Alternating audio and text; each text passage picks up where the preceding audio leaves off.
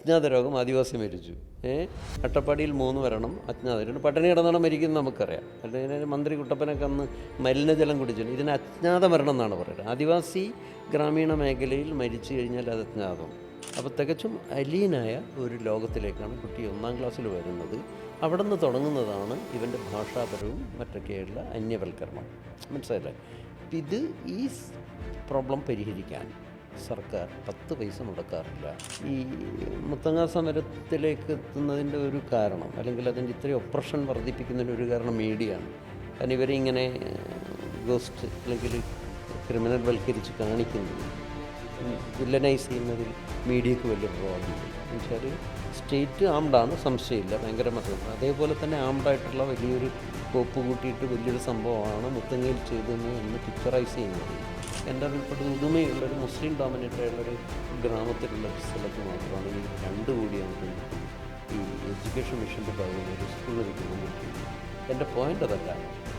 ഇതൊന്നും തന്നെ ഈ വീക്കർ കമ്മ്യൂണിറ്റികൾ അല്ലെങ്കിൽ മാർജിനലൈസ് കമ്മ്യൂണിറ്റികൾ എന്നുള്ളത് ഡ്രോപ്പ് ഔട്ട് സിൻഡ്രോം അവരങ്ങനെയാണ് വിശേഷിപ്പിക്കുന്നത്. നമ്മളിപ്പോൾ പ്ലാനിങ് ഡോക്യുമെൻ്റ് എടുത്തു കഴിഞ്ഞാൽ സർക്കാരിൻ്റെ പ്ലാനിങ് ഡോക്യുമെൻ്റ് 1-ാം ക്ലാസ്സിൽ ചേരുന്ന ഒരു ST വിദ്യാർത്ഥി 10-ാം ക്ലാസ്സിലെത്തുമ്പോൾ 95% പേരും ഡ്രോപ്പ് ഔട്ട് ആകുന്നുണ്ട്. അതിന് ഉപയോഗിക്കുന്ന പദം ഡ്രോപ്പ് ഔട്ട് സിൻഡ്രോം എന്നാണ്.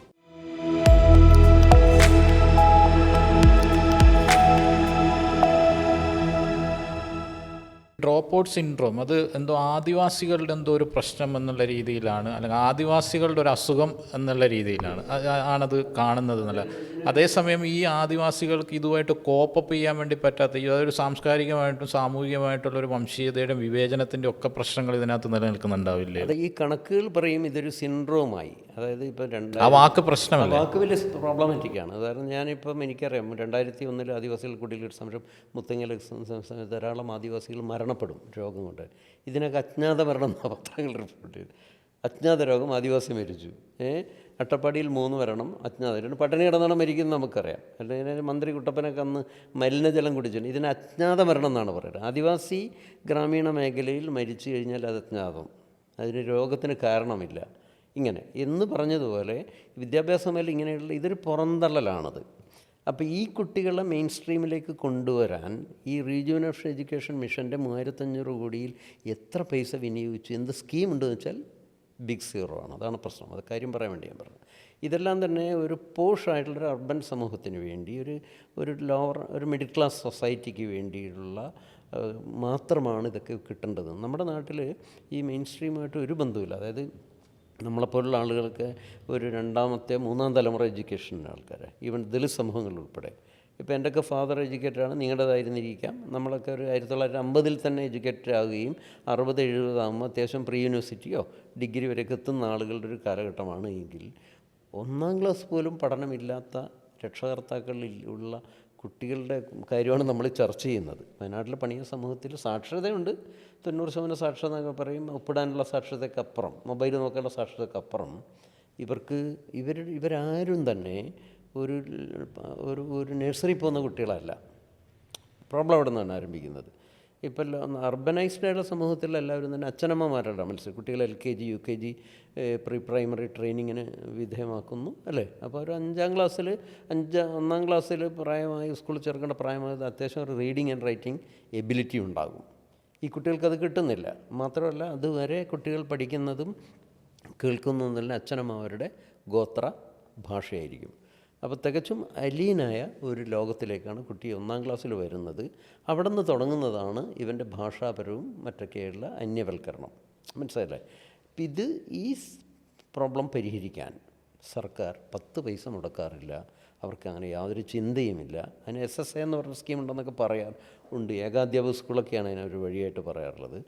പക്ഷേ ഈ വലിയൊരു വിഭാഗം, അത് ആദിവാസികളുണ്ട്, കോസ്റ്റൽ കമ്മ്യൂണിറ്റികളുണ്ട്, തമിഴ് തോട്ടം തൊഴിലാളികളുണ്ട്, ഇപ്പോൾ ബംഗാളികളൂടെ വരുന്നുണ്ടല്ലോ, അന്യസംസ്ഥാനികൾ, ദളിത് കോളനൈസ്ഡ് ആയിട്ടുള്ള മേഖലയിലുള്ള ആളുകൾ കേരള സൊസൈറ്റിയുടെ പകുതിയോളം വരും, പകുതിയിലധികം വരാം. ഏറ്റവും ഒരു ലേബറിങ് ക്ലാസ്സിൻ്റെ, ഇപ്പം നമ്മളിപ്പോൾ മോഡേൺ കേരള, ആധുനിക കേരളം, അല്ലെങ്കിൽ കേരള മോഡൽ ഓഫ് ദൈവത്തിൻ്റെ സ്വന്തം രാജ്യം എന്നൊക്കെ പറയുമ്പോഴും കേരളത്തിലെ ഒരു 60% മനുഷ്യരും മറ്റും ലോ പെയ്ഡ് ആളുകളാണ്. അണ്ടർ വേൾഡ് എന്ന് വേണമെങ്കിൽ പറയാം. മനസ്സിലായില്ലേ? ഇപ്പോൾ ആശാ വർക്കർമാരുടെ നമ്മൾ സമരം കാണുന്നുണ്ടല്ലോ, അംഗൻവാടി ടീച്ചർമാർ, പിന്നെ ഈ പറയുന്ന തോട്ടം തൊഴിലാളികൾ, അല്ലെങ്കിൽ ഈ പറയുന്ന മാനുവൽ സ്കാവഞ്ചിങ് വർക്ക് ചെയ്യുന്നവർ, ഇനി നേരിട്ട് ആ പദം ഉപയോഗിക്കുന്നില്ലെങ്കിലും അതിനൊക്കെ ഓമനപ്പേരിട്ട് ഹരിതകർമ്മസേന എന്നൊക്കെയാണ് കേരള മോഡൽ ഡെവലപ്മെൻറ്റ് പറയാറുള്ളൂ. ഇവരെല്ലാം തന്നെ വളരെ ലോപ്പേഡാണെന്ന് മാത്രമല്ല, സമൂഹത്തിൽ ഏറ്റവും മാർജിനലായിട്ടുള്ള സമൂഹത്തിലുള്ള ആളുകൾ, ദലിതരോ ആദിവാസികളോ അതിപിന്നോക്കം നിൽക്കുന്ന കമ്മ്യൂണിറ്റിയിൽ നിൽക്കുന്ന അവർക്ക് പുതിയ സൊസൈറ്റി സംഭവവുമായി ബന്ധപ്പെട്ട മത്സരശേഷി ഒട്ടും ഇല്ലാത്തവരാണത്.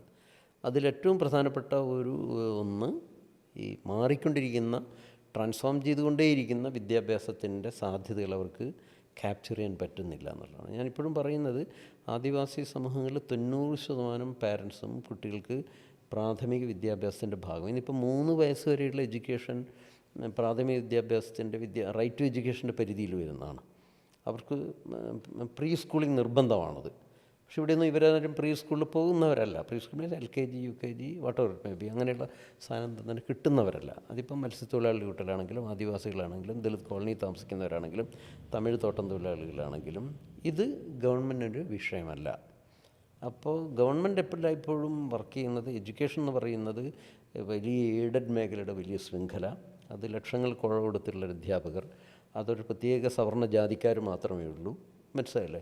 അത് അല്ലെങ്കിൽ അൺഎയ്ഡഡ് മേഖലയിൽ കുറഞ്ഞ ശമ്പളത്തിന് പണിയെടുപ്പിക്കുന്ന അധ്യാപക വൃന്ദം, മനസ്സിലായില്ലേ? അവർ പഠിപ്പിക്കുന്ന ഇംഗ്ലീഷ് മീഡിയത്തിലൂടെ വരുന്ന ഒരു വിഭാഗം കുട്ടികൾ, ഈ വിഭാഗത്തിൻ്റെ വിഷയം മാത്രമാണ് ഗവൺമെൻറ് യഥാർത്ഥത്തിൽ സ്റ്റേറ്റ് അഡ്രസ്സ് ചെയ്യുന്നുള്ളൂ.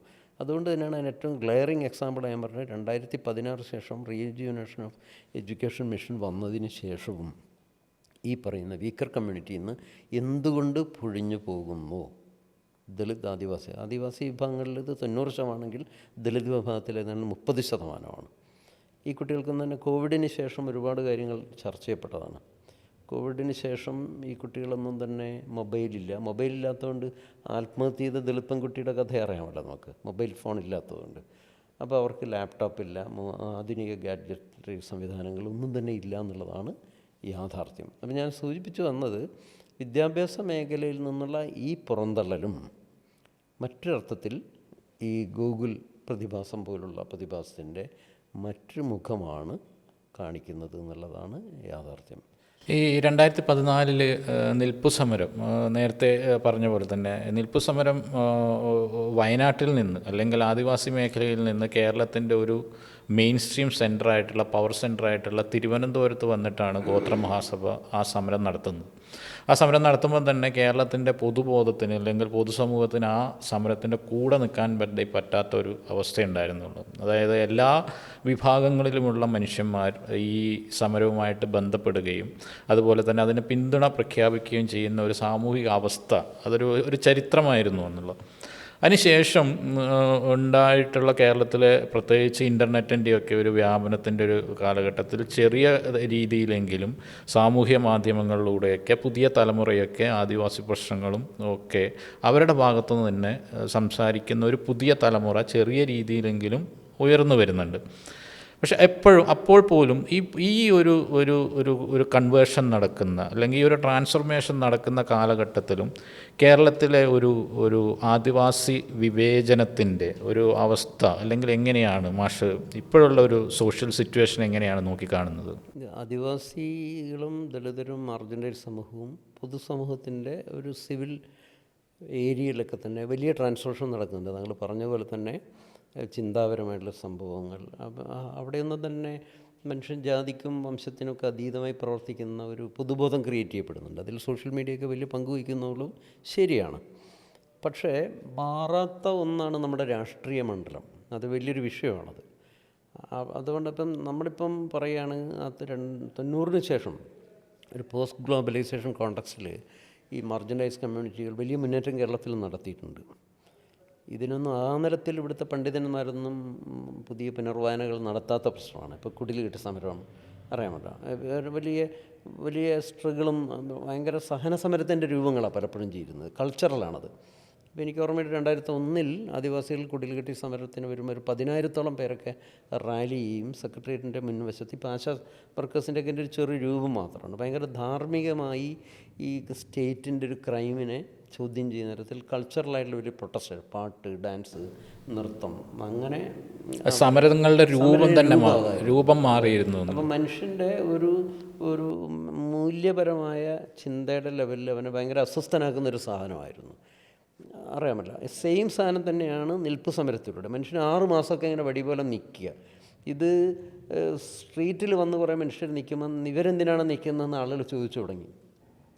അതങ്ങനെ അങ്ങ് പടർന്നു. പ്രത്യേകിച്ചും സോഷ്യൽ മീഡിയയുടെ പിന്തുണയോടെ വന്നുകൊണ്ട് ഗ്ലോബൽ ലെവലിലേക്ക് അത്. കൊച്ചി പോലുള്ള മെട്രോ നഗരങ്ങളിലെ പുതിയ കുട്ടികളൊക്കെ വന്ന് കാനഡയിലെ ഒരു നിൽപ്പ് സമരം ഉണ്ടായി, പല വിദേശ യൂണിവേഴ്സിറ്റി ഓസ്ട്രേലിയയിലുണ്ടായി, ലോകത്താകമാനം അതിൻ്റെ പല പല പല വൈബ്രേഷൻസ് ഉണ്ട്, മേഖലയിലും അതിൻ്റെ വൈബ്രേഷൻ ഉണ്ടായെന്നുള്ളൊരു വസ്തുതയാണ്. പക്ഷേ പ്രശ്നം അതല്ല. ഈ സിവിൽ സൊസൈറ്റി ഈ രീതിയിൽ കൾച്ചറലി ട്രാൻസ്ഫോം ചെയ്യുമ്പോഴും നമ്മുടെ സ്റ്റേറ്റിൻ്റെ മെക്കാനിസത്തിൻ്റെ ഉള്ളിൽ വളരെ ഉറഞ്ഞുകൂടിയിരിക്കുന്ന, ക്ലാവ് പിടിച്ചിരിക്കുന്ന, അല്ലെങ്കിൽ ഈ സാധനം പഴയ ഒരു തരത്തിലുള്ളൊരു ഭരണവർഗങ്ങളുടെ ചിന്താരീതിയും സംഭവങ്ങളൊക്കെ തന്നെ ഒട്ടും മാറ്റമേ ഉണ്ടായിട്ടില്ല എന്നുള്ളതാണ് പ്രശ്നം. അവിടെ സമരങ്ങൾ നടക്കാത്തതുകൊണ്ടും സമരം നടത്തി കരാറുകൾ ഉണ്ടാക്കാത്തതൊന്നും അല്ല പ്രശ്നം, നിയമങ്ങളില്ലാത്തതല്ല പ്രശ്നം. കൊടുക്കാൻ ഭൂമിയുണ്ട്. 2001 നമ്മൾ കുടിയേറ്റ ഇവിടെ ഭൂമി എന്നാണ് ചോദിച്ചത്. ഇന്നിപ്പോൾ പറയാം രാജമണിക്ക് റിപ്പോർട്ടിൻ്റെ അടിസ്ഥാനത്തിൽ കേരളത്തിലെ മുഴുവൻ തോട്ടോടമൂലം കൈവശക്കുന്ന ഭൂമി വ്യാജരേഖകളിലൂടെയാണ്.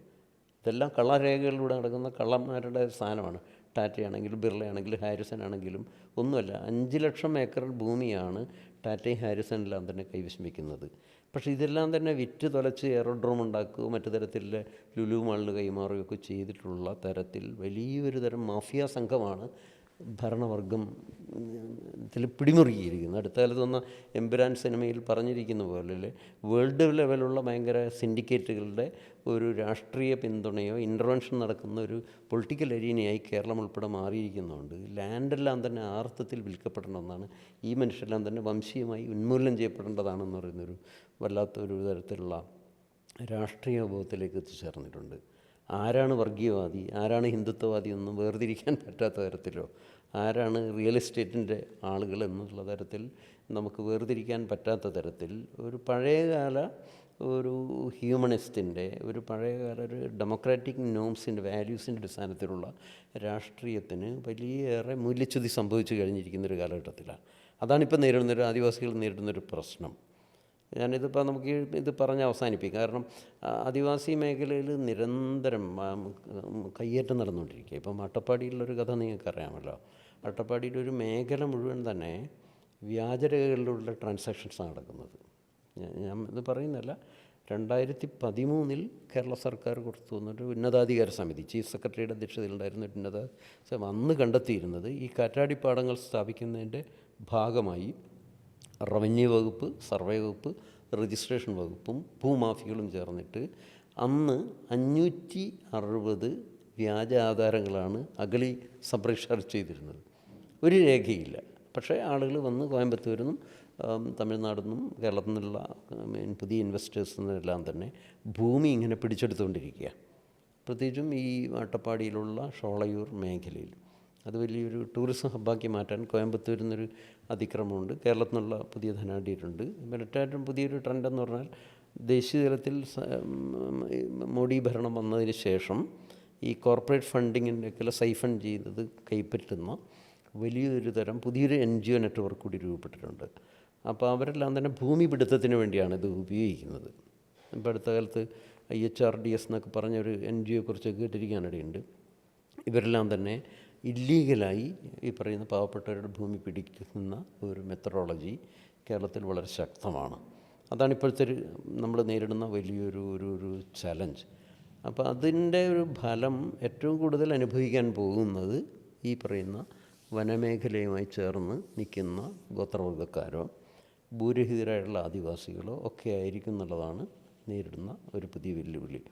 അവരുടെ പുതിയൊരു ഭരണരീതിയിൽ ഈ ഇവരെ ഒരു മനുഷ്യരായി കാണുന്നില്ല എന്നുള്ളത് മാത്രമല്ല, ഇങ്ങനൊരു വിഭാഗത്തിന് പ്രത്യേക ഒരു പരിഗണന കൊടുക്കേണ്ടതാണെന്നുള്ള ഒരു ചിന്തയില്ല.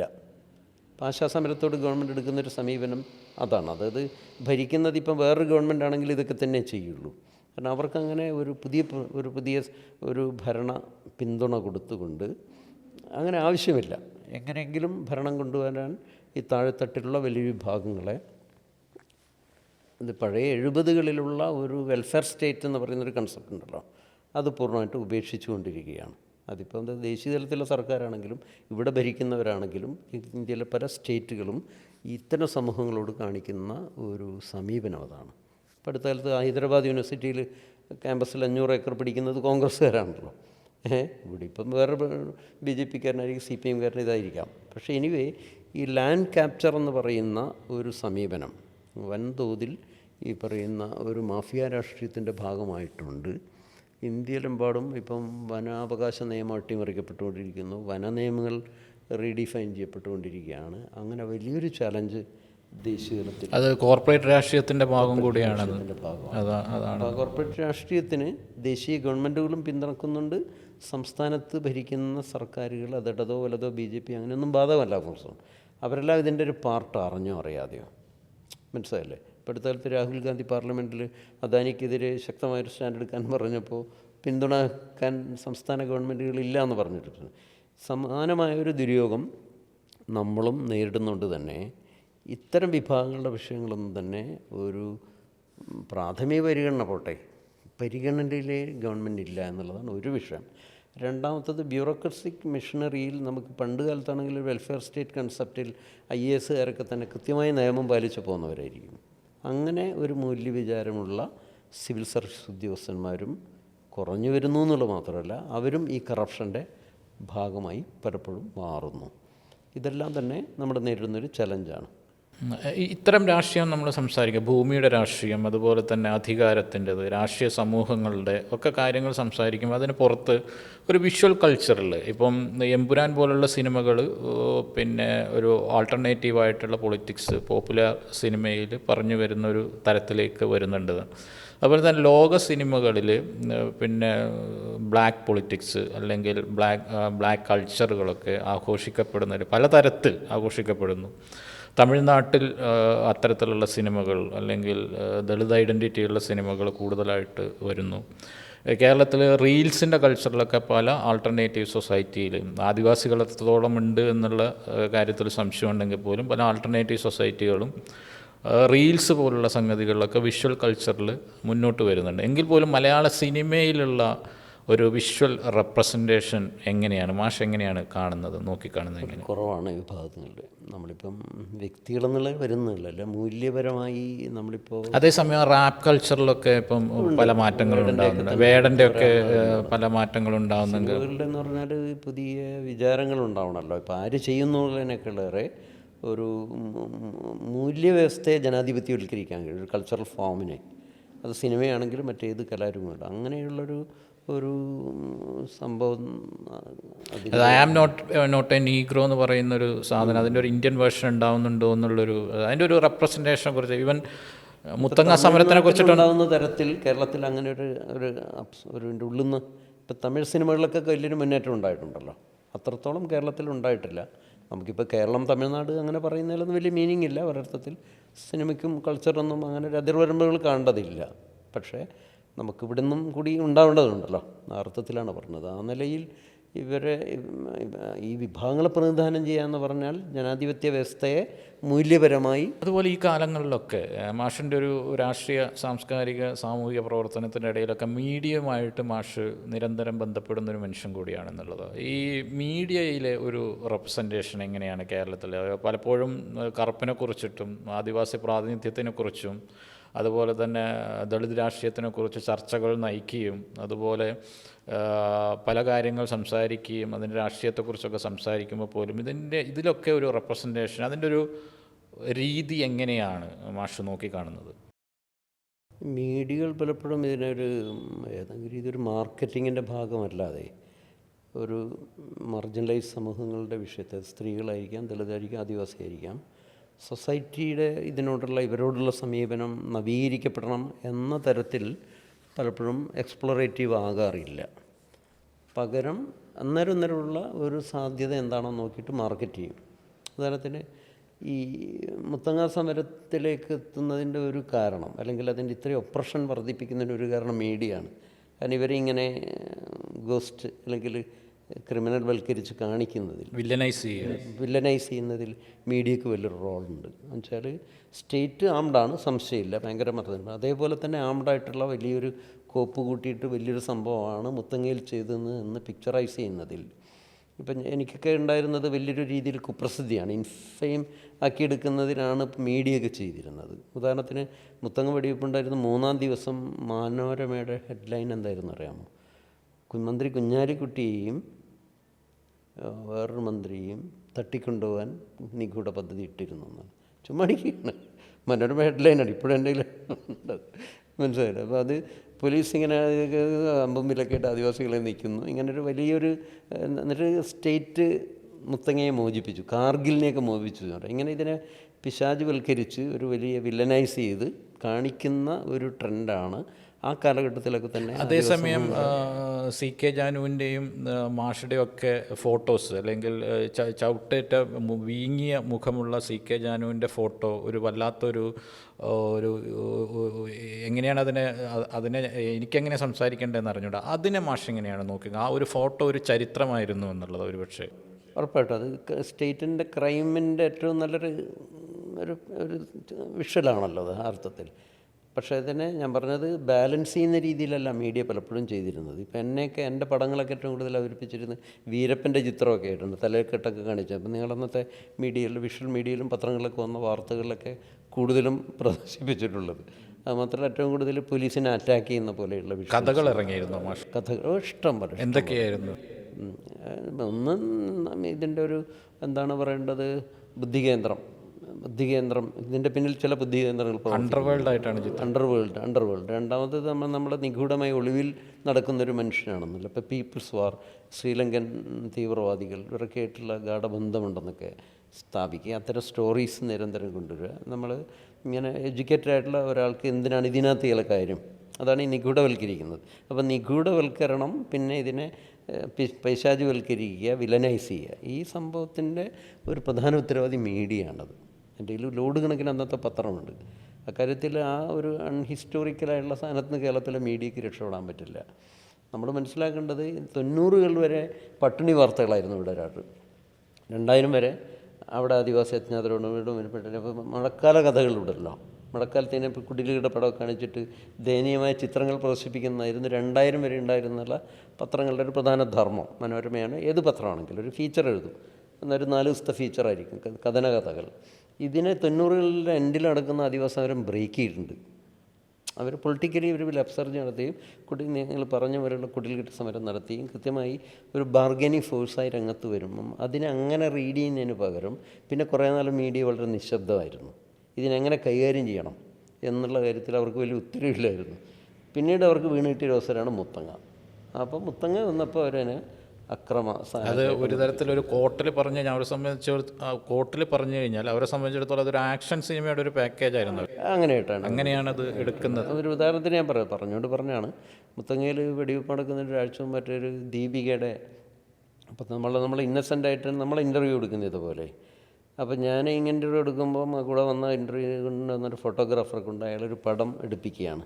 ഞാനിത് ശ്രദ്ധിക്കുന്നില്ല. പടം എടുപ്പിക്കുന്നപ്പോൾ അതിൽ വഴി നടന്നൊരു ആദിവാസി കൊണ്ടൊരു വെട്ടി ഇങ്ങനെ പൊക്കി പിടിപ്പിക്കും. ഇത് കണ്ട് ദൂരത്തൊരു ആദിവാസി ഓടി വന്നിട്ട് മാഷ ഇത് മാറ്റിക്കിടന്നു. മനസ്സിലായില്ലേ? ഇത് അവർക്ക് വേണ്ടത് അങ്ങനെ ഒരു പടമാണ് വേണ്ടത്. ഇതാണ് അതിൻ്റെ ഒരു പ്രശ്നം. ഇത് വ്യാപകമായി ഈ കൾച്ചറിൽ നിന്ന് മാധ്യമ പ്രവർത്തകർ രക്ഷപ്പെട്ടിട്ടില്ല എന്നുള്ളതാണ് എൻ്റെ ഒരു അന്നും ഇന്നും. ഇപ്പോഴത്തെ TV ചർച്ചകളിലൊന്നും കാണാറില്ലല്ലോ. അല്ല, TV ചർച്ചകളുടെ ട്രെൻഡൊക്കെ മാറിയല്ലോ. TV ചർച്ചകളിൽ ഇപ്പം അതേ പറഞ്ഞു, ഒരു അന്ത്യചർച്ച പ്ലാൻ ചെയ്യുമ്പോൾ അവർ കൃത്യമായി അതിൽ ആരൊക്കെ വന്നിരിക്കണമെന്ന് അവർക്കറിയാം. ഇപ്പം അതിനകത്തുള്ളൊരു എക്സ്പെർട്ടൊന്നും ആയിരിക്കില്ല വരുന്നുണ്ടാകുക, മനസ്സിലായില്ലേ? അതിപ്പം ഇപ്പോൾ റീസെൻ്റ് ഒരു 10 വർഷം കൊണ്ട് കേരളത്തിലെ മീഡിയയിലുണ്ടായിരുന്ന കൾച്ചറാണ്. അപ്പോൾ അവർ സ്ഥിരമായി അവർക്കത് വേറെ രീതിയിൽ അതിന് ജാതി മത കോമ്പിനേഷൻ അതുണ്ടാക്കുന്ന ഇമ്പാക്റ്റുമാണ് മാർക്കറ്റിംഗ് വിസിബിലിറ്റിയായി മാറി. അപ്പോൾ നമ്മളതിനെക്കുറിച്ച് അങ്ങനെ ചർച്ച ചെയ്യേണ്ട, അതാണ് സംഭവിച്ചുകൊണ്ടിരിക്കുന്നത്. അപ്പോൾ അതിനുള്ള വിദഗ്ധർ, നിരീക്ഷകർ, അങ്ങനെയുള്ളവരാണ് വരിക. അപ്പോൾ ആ നിരീക്ഷകർ എന്നൊക്കെ പറയുന്നത് ഏതെങ്കിലും പർട്ടിക്കുലർ പാർട്ടിയുടെ ഒരാളായിരിക്കും. ഇപ്പോൾ സംഘപരിവാറിൻ്റെ ആളെ അതേപോലെ ഇരുത്തുന്നതിന് പകരം വേറൊരാളായിരിക്കും അവർ കൊണ്ട് ഇരുത്തുന്നുണ്ട്. രാഹുൽ ഈശ്വറിനായിരിക്കും, മനസ്സിലായില്ലേ? അതാണ് അതിൻ്റെ ഒരു ട്രെൻഡിലൊരു മാറ്റം. അപ്പം പിന്നെ റിയൽ ഇഷ്യൂസിൻ്റെ റിയലായിട്ടുള്ള പോസ്റ്റ്മോർട്ടം നടക്കുന്ന ഡിസ്കഷൻസ് വളരെ അപൂർവമാണ്. അതിതുപോലുള്ള വേറൊരു തരം സോഷ്യൽ മീഡിയ പ്ലാറ്റ്ഫോമിലൂടെയേ നടക്കുന്നുള്ളൂ. ഓർഗനൈസ്ഡ് മീഡിയകളിൽ അതില്ല. ആദിവാസി മേഖലകളിൽ നിന്ന് അത്തരം ചെറുപ്പക്കാർ ഉയർന്നു വരുന്നുണ്ടോ? എങ്ങനെയാണ് മാഷിൻ്റെ ഒരു? ഉറപ്പായിട്ടുണ്ട്. ഒരു സോഷ്യൽ മീഡിയയൊക്കെ നന്നായിട്ട് ഉപയോഗിക്കുന്നു. ഇപ്പോൾ ഗൂഗിളിൻ്റെ സംഭവമൊക്കെ പത്രങ്ങൾ തുടക്കത്തിൽ പറഞ്ഞല്ല, മീഡിയകൾ ഒട്ടും അത് ബ്ലാക്ക് ഔട്ട് ചെയ്തിട്ടില്ല. പക്ഷേ അതിന് വേണ്ട വളരെ ചെറുപ്പക്കാരായിട്ടുള്ള സോഷ്യൽ മീഡിയയിലെ ആദിവാസി യുവത്വങ്ങളാണ് ഇത് പൊക്കിക്കൊണ്ടുവരുന്നതിൽ വലിയൊരു സോഷ്യൽ മീഡിയ വലിയൊരു പങ്ക് വഹിക്കുന്നുണ്ട്. ഫേസ്ബുക്ക് ആണെങ്കിലും മറ്റ് ഇൻസ്റ്റഗ്രാമോ അതുപോലുള്ള സാധനങ്ങളൊക്കെ യൂസ് ചെയ്യുന്നൊരു വിഭാഗമുണ്ട്. അപ്പോൾ അത്തരം മീഡിയകളിൽ തന്നെയാണ് നമുക്കൊരു വിശ്വാസമുള്ളത്. വളരെ ബഹുസ്വരതയുള്ളതാണല്ലോ. ആ ബഹുസ്വരതയിൽ നമ്മൾ നിലയുറപ്പിക്കുക എന്നുള്ളതാണ് നമ്മുടെ മുമ്പിലുള്ള ഏക മാർഗം. അങ്ങനെയാണ്. അപ്പോൾ ഈ ഒരു വംശീയമായ ഒരു സംഭവം കേരളത്തിൽ ആ അർത്ഥത്തിൽ ഡയറക്റ്റായി കൺഫ്രണ്ട് ചെയ്യപ്പെടേണ്ടതുണ്ട്. ഞാനതാണ് ഈ ചർച്ചയിൽ അവതരിപ്പിക്കാൻ ശ്രമിച്ചിരുന്നത്. അതുണ്ട് റിയലി. അത് ഹിഡനാണ് കുറേക്കാലം മുമ്പ്. ഇപ്പോൾ അത് പല രീതിയിൽ ഉയർന്നു വന്നുകൊണ്ടിരിക്കുക. ഗൂഗിളിൻ്റെ മരണവും വാർത്ത വീണ്ടും അതിൻ്റെ ആ ഒരു പ്രോസസ്സിങ്ങിൽ തന്നെയാണത്. അതെ. അപ്പോൾ ശരി മാഷേ, താങ്ക് യു വെരി മച്ച് ഇത്രയും നേരം സംസാരിച്ചതിന്.